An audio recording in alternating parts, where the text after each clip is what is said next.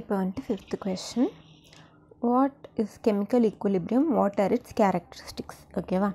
Chemical ஈக்குலிபிரியம்னா என்ன அப்படின்னு கேட்டிருக்காங்க. Chemical equilibrium is a state of reversible reaction. ஓகேவா.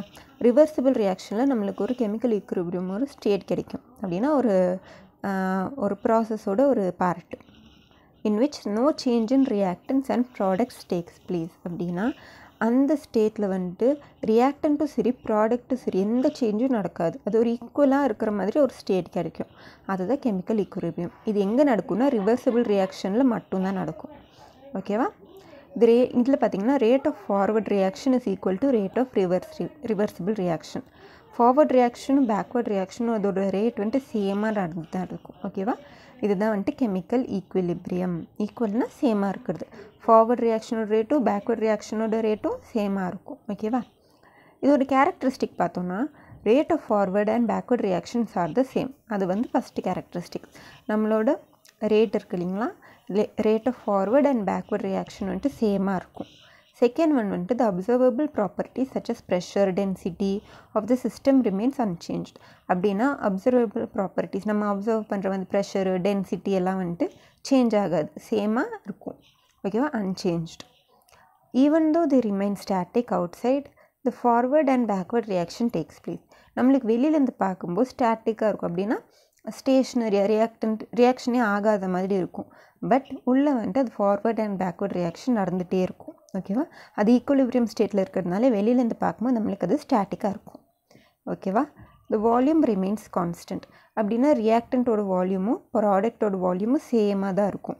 இது வந்துட்டு ப்ராடக்டோட வால்யூம் கொஞ்சம் ஜாஸ்தி, ரியாக்டோட ப்ராடக்ட் கம்மி அப்படியெல்லாம் ஆகாது, சேமாக இருக்கும். The volume remains constant. இதுதான் வந்துட்டு கேரக்டரிஸ்டிக்ஸ் ஆஃப் கெமிக்கல் ஈக்குலிபிரியம். ஓகேவா. இப்போ பார்க்க போகிறது வந்துட்டு fourth one, how does pH play an important role in everyday life? நம்ம pH வந்துட்டு எவ்வளோ இம்பார்ட்டண்ட் அப்படின்ட்டு. ஃபஸ்ட்டு ஒன் வந்துட்டு நம்மளோட பாடி. ஓகேவா. பாடியில் வந்துட்டு ஒரு ஸ்பெசிஃபிக் pH அது மெயின்டைன் பண்ணிகிட்டே இருக்கும். எவ்வளோ 7.0 to 7.8 அப்படின்னா நியூட்ரல். 7னா நியூட்ரல் இல்லையா. ஸோ வந்துட்டு 7.0 to 7.8 இந்த pH இது மெயின்டைன் பண்ணிகிட்டே இருக்கும் நம்ம பாடி. ஓகேவா. இப்போ பிளட்டோட pH எவ்வளோனா 7.35 to 7.45 இருக்கும். ஓகேவா.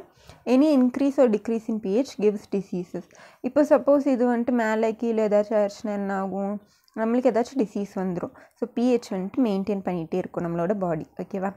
ஐடியல் pH வந்துட்டு 7.4. பிளட்டோட pHன்னு கேட்டாங்கன்னா 7.4. ஓகேவா. HCl இன் ஸ்டொமக். நம்ம ஸ்டொமக்கில் ஒரு ஆசிட் இருக்கும். என்னது, HCl ஆசிட்.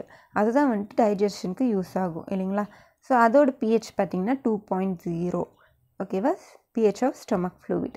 நம்மளோட HCl வயிற்றில் இருக்கிற HCl இருக்கு இல்லைங்களா, அதோட pH வந்துட்டு 2.